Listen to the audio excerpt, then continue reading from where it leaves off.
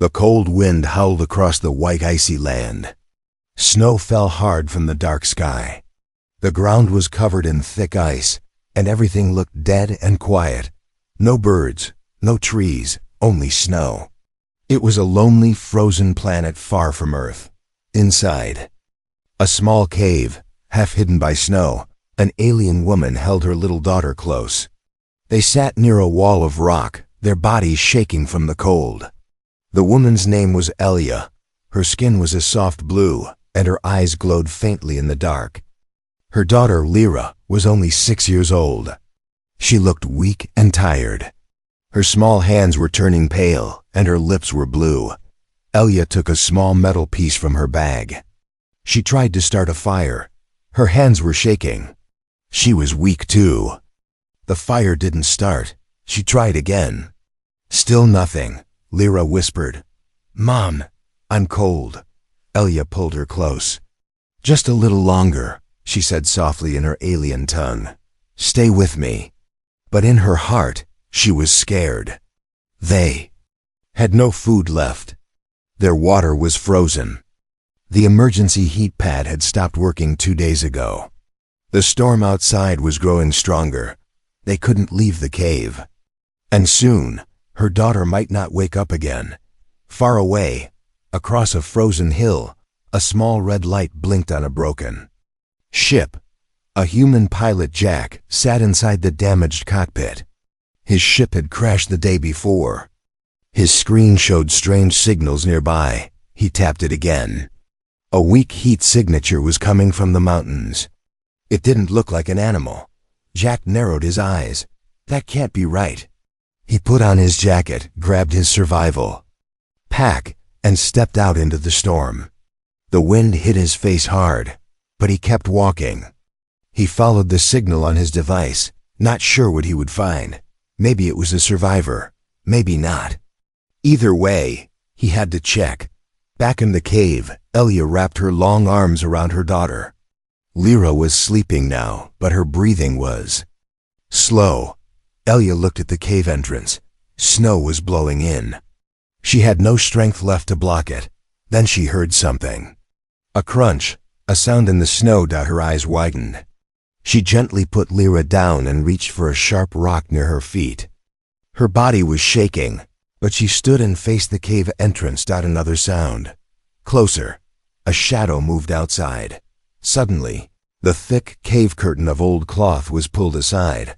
A tall figure stood there, covered in snow, a helmet over his head, a light on his shoulder. He pointed something, a scanner, towards her. Elia stepped back, holding the rock tightly. Her eyes full of fear. The man took off his helmet slowly. "Hey, it's okay," he said in a calm voice. "I'm not here to hurt you." Elia didn't move. Jack looked around. He saw the girl on the ground. "Is she your daughter?" Elia didn't understand the words, but she looked at Lyra, then back at him. Her eyes showed the answer. Jack dropped his scanner. He slowly walked forward, showing both hands. "She's freezing," he said, looking serious.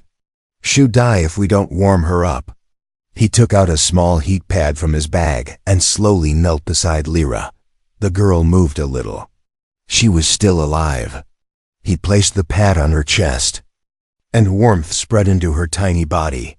Elia watched closely, still unsure. But something in Jack's face told her he was not the enemy. Jack looked at Elia. "You're not from here, are you?" She tilted her head. She didn't speak. He smiled a little. "Yeah, didn't think so." He opened a packet of emergency food and handed it to her. She took it slowly, sniffed it, and gave some to her daughter. For the next few minutes, the cave was quiet. Only the sound of wind outside and soft breathing inside. Jack sat beside the wall and looked at the alien woman and her daughter. "Well," he said with a sigh, "didn't expect this when I woke up today." The girl opened her eyes. Her voice was weak, but she said one word, "Cold." Jack looked at her, surprised. "You speak English?" Lyra nodded slowly. "Little bit." Jack smiled gently. "That's more than I expected." He looked back. at the cave entrance, then at his device. The storm would last 2 more days. They had to stay here for now, but now he wasn't alone. And neither were they. Outside, the wind screamed across the planet. But inside the cave, for the first time in weeks, there was a little hope. The cave was warmer now. Not warm enough, but warmer than before. Outside, the snow kept falling. The wind still screamed like a wild animal. But inside, the silence was strange, not peaceful, not scary, just quiet. Jack sat near the edge of the cave, staring at the alien woman and her daughter. He still couldn't believe it. He had found them, not human, not dangerous, just cold and afraid. He had seen aliens before, from far away, through glass, on screens during training, but never like this. Never sitting so close, feeling like he had to protect them. The little girl was asleep now, curled up beside her mother. The heat pad was still glowing under the blanket. Jack broke the silence. "You have a name?" he asked softly. The woman looked at him, her face calm, but her eyes alert, watching him carefully like a bird ready to fly if needed. He pointed to himself. "Jack." Then he pointed at her. "You?" She didn't speak at first. Then in a low voice she said, "Elia." Jack nodded, smiling. "Elia, okay. And your daughter?" The child stirred and opened her eyes slowly. Her voice was weak but clear. "Lyra." Jack looked at her. "That's a beautiful name." Lyra gave him a small smile. Elia didn't. She was still trying to understand him, trying to decide if he was safe. Jack reached into his bag and pulled out a small pack of dry rations. He opened it, broke it in half, and held it out. "Food?" he offered. Elia took it slowly, smelled it, then gave it to Lyra. The girl ate slowly, carefully. Jack could tell she hadn't eaten properly in days. After a few minutes, Jack opened a small solar lamp and placed it near the wall. Warm yellow light filled the space. The cave suddenly felt more alive. Jack leaned back against the wall and closed his eyes for a second. His head was full of questions. Why were they here? What were they running from? Were they the danger or running from it? He glanced at Elia again. She was holding Lyra close, brushing her hair softly. That wasn't what danger looked like. That was survival. That was love. Suddenly, Jack's wrist device beeped. He tapped it. The screen blinked red. Motion detected. Nearby. He froze. Elia noticed his face and looked up sharply. She saw the blinking red light and grabbed her daughter. Jack whispered, "Something's moving out there." Elia's eyes glowed faintly. "Hunters?" she said. Jack's eyes narrowed. "What do you mean, hunters?" Lyra sat up slowly. "Bad ones follow us from sky." Jack's stomach dropped. He looked at the cave entrance, now covered by the falling snow. "How many?" he asked. Lyra held up 2 fingers. 2, maybe more. "They smell us." Jack stood up slowly and grabbed his weapon. It wasn't much, just a short-range plasma tool, but it was better than nothing. He turned to Elia. "We can't stay here." Elia nodded once. She understood that much. Jack pulled out a small map from his device. "There's an old base, about 5 kilometers south. Human base, abandoned, might still have power." He looked at Elia. "Can you walk?" She stood up slowly, holding Lyra's hand. "We walk." Jack took one last look at the cave, at the weak fire, the bloodstains from Elia's cracked lip, the torn blanket. They had been here too long. They needed to move before the real danger found them. Outside, the wind had softened. Snow still fell, but it was light now, almost quiet. Jack led the way, his light cutting through the white mist. Behind him, Elia walked with Lyra close beside her. Her alien eyes scanned the shadows. She knew this silence was not safety. It was a warning. They were being watched. The snow was quiet. Too quiet. Jack's boots sank deep with every step. He moved slowly, checking his scanner again and again. Behind him, Elia walked with Lyra close beside her, wrapped in a thick blanket. Her glowing eyes scanned the snowy hills with sharp focus. She knew something was wrong. They had walked for less than an hour. The wind had died and the storm was gone, but something else had come with the silence. It was the kind of silence that hunted. Jack stopped at a ridge. He crouched and looked over the icy drop. Far below, half buried in snow and ice, was a dark, broken shape, an old human research base. Its roof was caved in, and the antennas were bent like frozen fingers. "That's it," Jack said quietly. "That's where we're going." Elia didn't answer.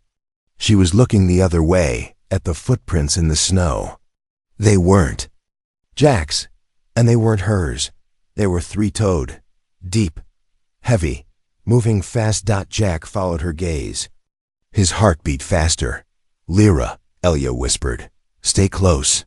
The child grabbed her hand tighter. Jack pulled out his sidearm. It hummed quietly with power. "Let's move, now." They slid down the slope fast, careful not to fall. Snow flew around them as they moved like shadows through white fog. The entrance of the base was blocked with frozen debris. Jack used his tool to melt a gap big enough to crawl through. Inside, the base was dark and cold. Everything smelled like rust and ice. Jack used a small solar battery to bring weak lights back to life. The hallway flickered with yellow light. Dust floated in the air. "Welcome to my old home," Jack said, half joking. "Kind of." Elia looked around. Her fingers touched the walls gently, like she was reading the history through her skin. They found a small room with a heater still working. Jack sealed the door behind them. For now they were safe. Lyra curled up on an old chair and fell asleep quickly. Her breathing was stronger now. Elia sat beside her and looked at Jack. Her voice was soft. "Why help us?" Jack looked at her, surprised she spoke. Her English was slow but clear. He thought for a moment. "Because I couldn't leave a child to die." "And you weren't the ones holding a weapon." Elia looked down. "Many fear what they don't understand," Jack nodded. "I used to be one of them." He stood and checked the door lock again. His scanner beeped once. Then again. He froze. Something was moving outside. He turned to Elia. "Get ready. Don't make a sound." He turned off the heater. Darkness returned. Only the scanner screen glowed. They waited. Then a scraping sound outside. Like claws on metal. Lyra stirred in her sleep. Elia held her close again. Jack moved to the window and peeked out. Nothing. Just snow blowing in weak wind. Then he saw it. A tall shape, black against white. Walking slowly, watching. Not human. Its face was covered in armor. Long arms, sharp. Claws. Eyes like burning glass. It stopped near the base entrance and sniffed the air. Jack backed away from the window. He whispered, "We've got company." Elia's voice was calm. "Hunter, from the sky. They follow energy and fear." Jack's heart pounded. "So how do we beat it?"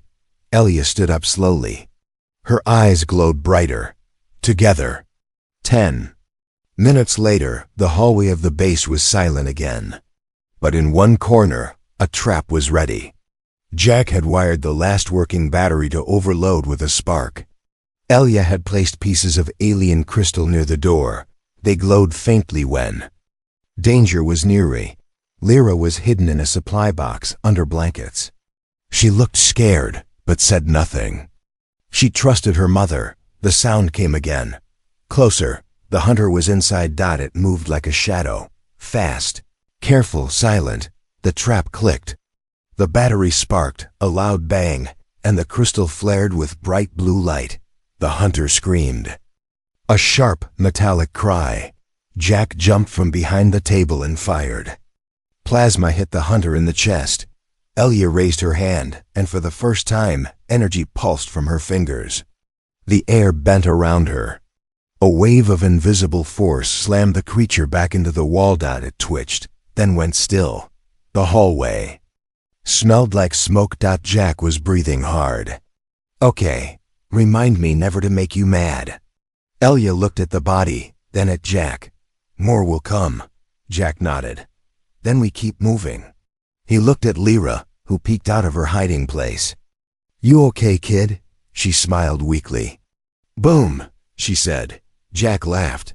"Yeah, boom." But deep in the snow, far away from the base, two more shadows moved, and they were not alone.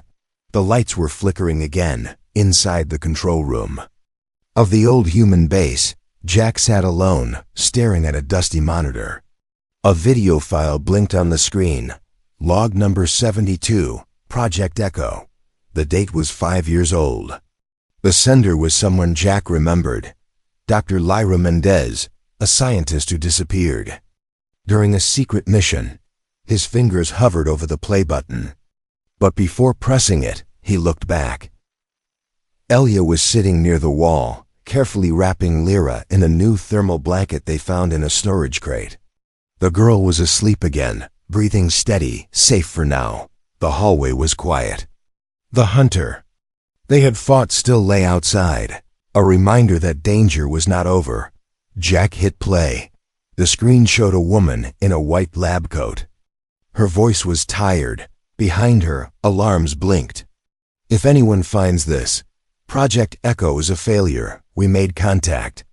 Not with one species, but two. They are not enemies.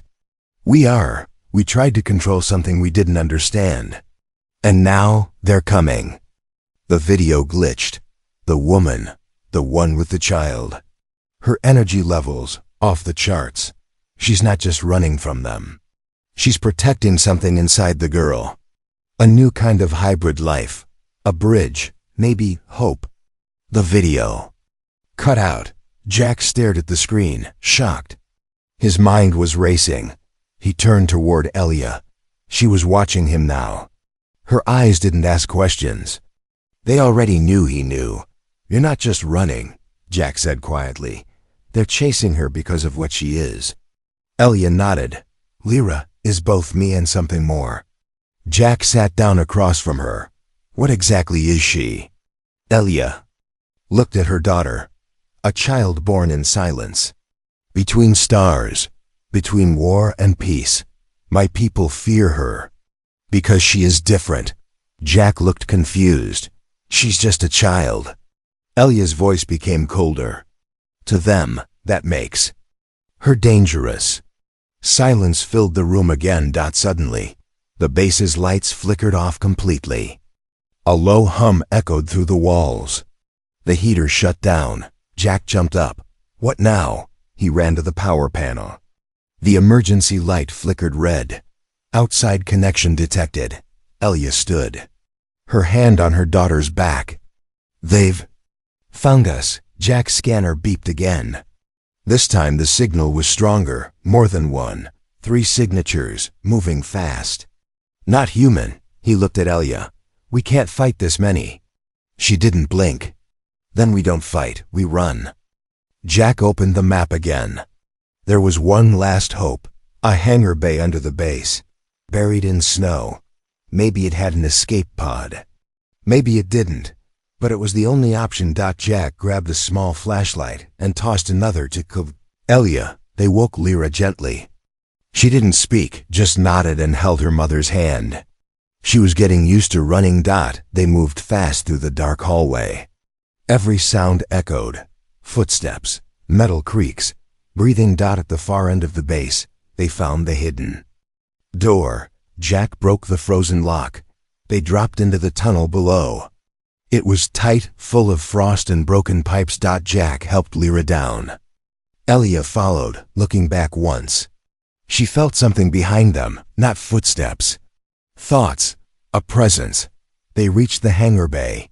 It was big and quiet, like a frozen grave. But in the center, half covered in ice, was a small shuttle. Jack's eyes lit up. This might work. He ran to the control panel. It was old, but not dead. Lights blinked. Power at 8%. Navigation offline. We can launch. Just not far, he muttered. Elia placed Lyra inside the shuttle. She closed the hatch, then stood outside beside Jack. Suddenly, a voice filled the bay. Mechanical. Cold, returned the girl. You are not authorized to protect the subject. A spotlight from above snapped on. A figure dropped from the ceiling. Tall, armored, not like the last one. This one spoke. Elia stood in front of Jack. You will not touch her. The hunter's eyes glowed. She is property of the Echo Initiative. Stand down. Jack raised his weapon. She's a child. Not your experiment. The hunter stepped forward. Then you are part of the error. You will be corrected. Elia raised her hand. Energy began to hum around her fingers. Her voice low. She is not yours. She is mine. The air around her shifted. Light bent. The floor cracked under her feet, and Lyra, from inside the shuttle, opened her eyes. They were glowing now, just like her mother's. Lyra was glowing. Not just her eyes. Her skin shimmered faintly, like the first light of a star breaking through the night. She sat inside the shuttle, small hands pressed against the glass, watching her mother face the armored hunter. Outside the shuttle, everything had gone still. The air inside the hangar felt heavy, like it was waiting to explode. Jack whispered, She's changing. Elia didn't answer. Her focus was locked on the hunter. The metal creature stepped forward. Its voice was deep, flat. No feeling. Subject 6 unauthorized energy spike detected. Begin containment. It raised one arm. A long silver weapon unfolded from it. It didn't fire, not yet. It was scanning, measuring. Jack raised his gun too. You fire that, and I'll put you down. The hunter turned his head slowly. Your weapon is statistically useless, Jack grinned. Then I'll make it hurt anyway. But before anything moved, the floor under the hunter cracked.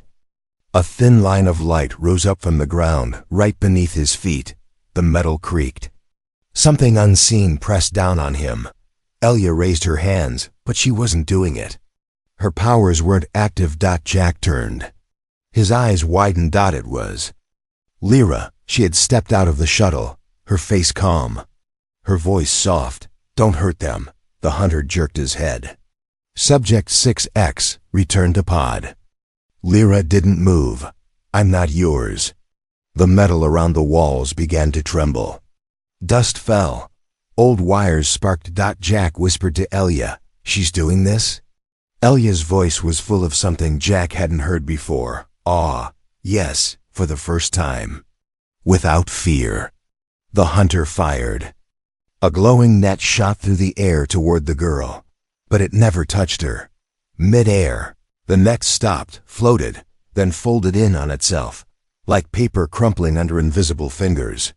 It dropped to the floor in a dead heap. The hunter stepped back. Energy field. Exceeding limits. Recalibrating. Jack aimed his weapon again. You're outmatched. Walk away. The hunter's voice glitched. This is not possible. She was stable. Then Lyra raised her hand. Not fast. Not angry. Just calm. I don't want to hurt you, she said. But I won't let you take me. For a moment, it looked like the hunter would attack again. But then, the ceiling above him collapsed. A massive metal beam fell and crushed him flat. Sound was like thunder. The hangar shook. Silence returned. Lyra's hand dropped to her side. She looked tired now, pale. Elia ran to her and caught her before she could fall. She held her close, whispering words from her own language. Words Jack didn't understand, but he understood. The emotion. Pride. Fear. Love. Jack walked over and looked at the wreckage. The hunter's body sparked once, then went dark. He looked at Lyra. You okay, kid? She nodded slowly, leaning into her mother's arms. I didn't mean to do all of it. Just enough, Jack smiled. Well, you did enough. But then his scanner beeped again. More dots, this time 5. Coming fast. He looked at Elia. There's more. They know she's activated. They won't stop. Elia stood still holding Lyra. Then we don't stop either. Jack walked back to the control panel of the shuttle. The system was online now. Weak, but working. Can this thing fly? He muttered. A message blinked. Limited launch ready, navigation manual only. He looked back at them. We have one shot. Elia stepped inside the shuttle. Jack followed, sealing the hatch behind them. Outside, the snow began to fall again. But this time, it wasn't quiet. The sound of engines and footsteps echoed.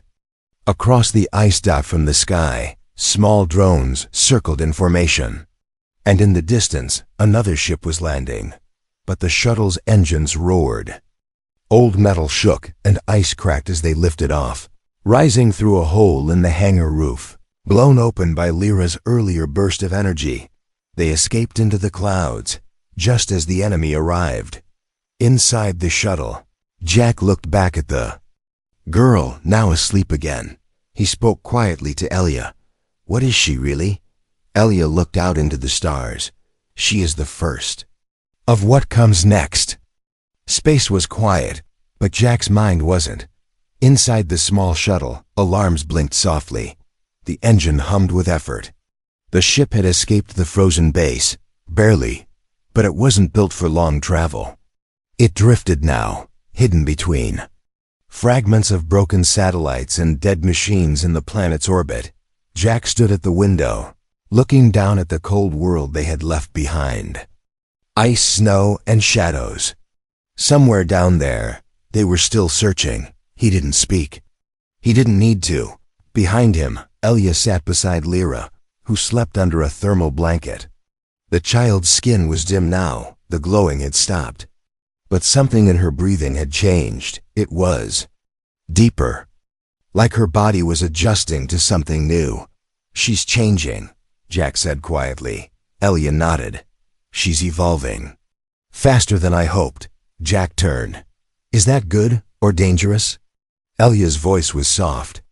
Both. The ship's control panel beeped.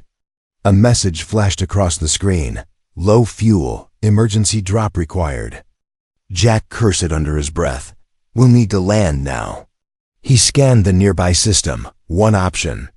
A nearby moon with an abandoned terraforming station. Human-built. Long dead. He looked at Elia. We can hide there. Maybe fix the shuttle. Maybe send a new signal. Elia looked uncertain. If we stop, they may find us again. Jack shrugged.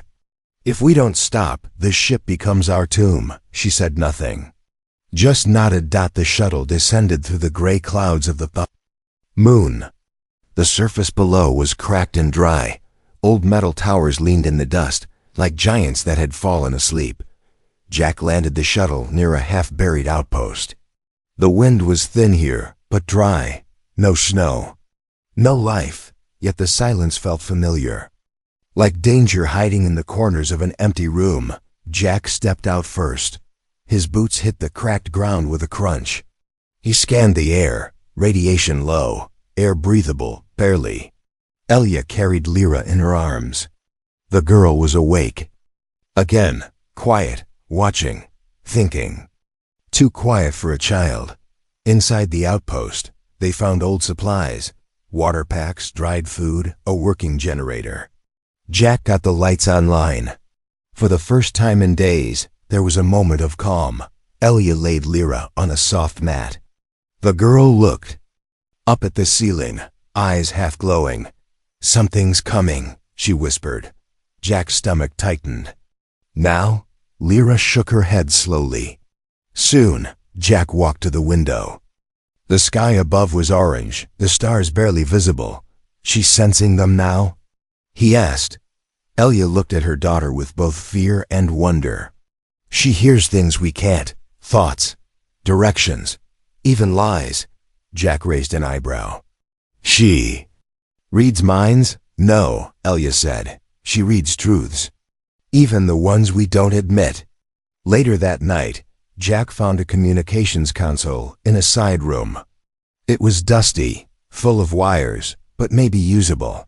He powered it up and began to connect the pieces, but as he worked, Lyra entered the room alone. He turned, surprised.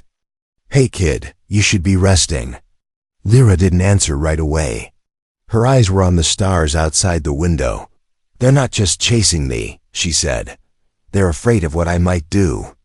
Jack crouched beside her. "What do?" "You think that is?" She looked at him, really looked. "Change." Jack smiled a little. "Yeah? What kind?" "The kind they can't stop."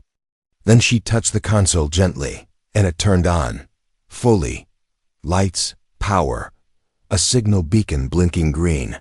Jack stared. "How did you?" Lyra just said. "I asked it."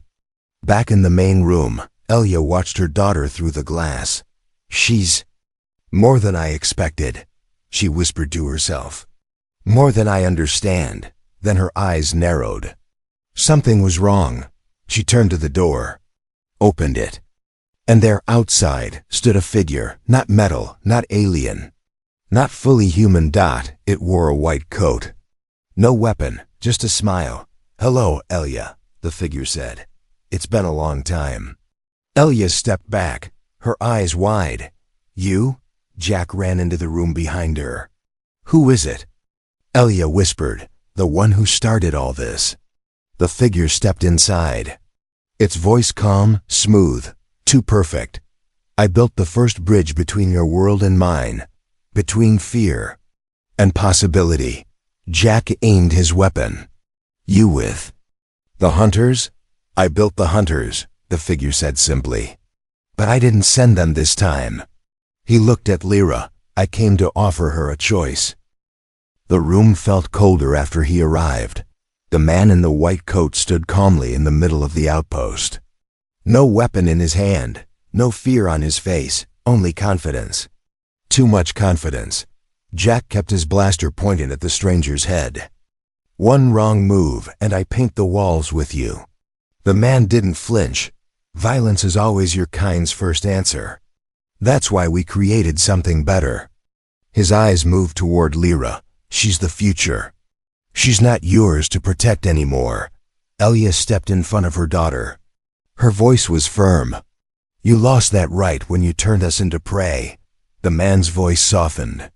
"I didn't send the hunters. I deactivated them. I knew you'd make it here. I wanted to speak, just once." Lyra stood behind her mother, half glowing again. But this time, her face was not afraid. It was calm, steady, older than her years. She walked forward, past Elia, past Jack, and stopped in front of the strange man. Her voice was soft. "You made me. Why?" The man gave a small smile. "To end fear, to start over." "But you chased me." Lyra said. "I didn't," he replied. "They did, the council. The ones who feared what you might become." He knelt down to her level. "But I don't fear you, Lyra. I admire you. I built you from peace. You are not just half alien, half human. You are the answer to both." Lyra's glowing eyes narrowed. "Then why does it still feel like a trap?" The man stood slowly. "Because it is a choice. And every real choice feels like danger." Jack stepped forward. "You're not taking her anywhere." "I don't want to," the man said honestly. "I want her to come willingly, to lead. To lead what?" Elia asked, her voice tight. "A new civilization," he said, "where species blend, no war, no division, only minds connected, through her." He looked at Lyra. "You are the key. Come with me, and I'll give you everything." Jack stepped in again. "Or stay with us and be everything, free." Lyra looked down at her hands, small, soft, glowing again. "I don't want to be a weapon," she whispered. "You aren't," said Elia, stepping beside her. "You're my daughter. You're my family," Jack added. "And that's enough." Lyra looked at all three of them, the builder, her mother, her protector. Then she stepped back. "No," she said clearly. The man blinked. "What?" "I choose me." The lights flickered. The floor vibrated slightly. "I'm not a tool, not a symbol. I'm not your project. I'm not your prophecy." The man took one step forward. "You're making a mistake." Lyra lifted one hand. "No, I'm making a choice." The entire base trembled. Screens lit up, lights flashed. Old machines came online for the first time in years. Lyra's energy pulsed outward, not as a weapon, but as a signal. A voice without sound. All across the orbiting systems, the hunter drones stopped. Their red lights turned blue. Then dark. The satellites turned away. The last remaining ship that waited above powered down. Lyra had sent one message, clear and final. I am not yours. I belong to no one. The man in white looked at her. For the first time. His face cracked. Disappointment. Maybe even sadness. You were supposed to save us, he whispered. Lyra nodded. I still might, just not your way. Then she looked at Jack. Can we go home now? Jack smiled, blinking back something in his eyes. Yeah, kid, let's go home. They boarded the shuttle once more. This time the sky felt different. The danger was behind them. The future, still unknown, still full of questions, was ahead. But Lyra had made her choice, and that was enough. Epilogue. Weeks later. On a quiet green planet, Jack sat under a tree fixing the comms unit. Nearby, Elia was helping plant crops with local settlers. Lyra was laughing, barefoot in the grass, teaching human children how to stack stones using only her mind. Peace wasn't a gift. It wasn't easy, but it had begun with a girl who chose her own path. A girl born between stars. Decided to be more than a story. She decided to be free.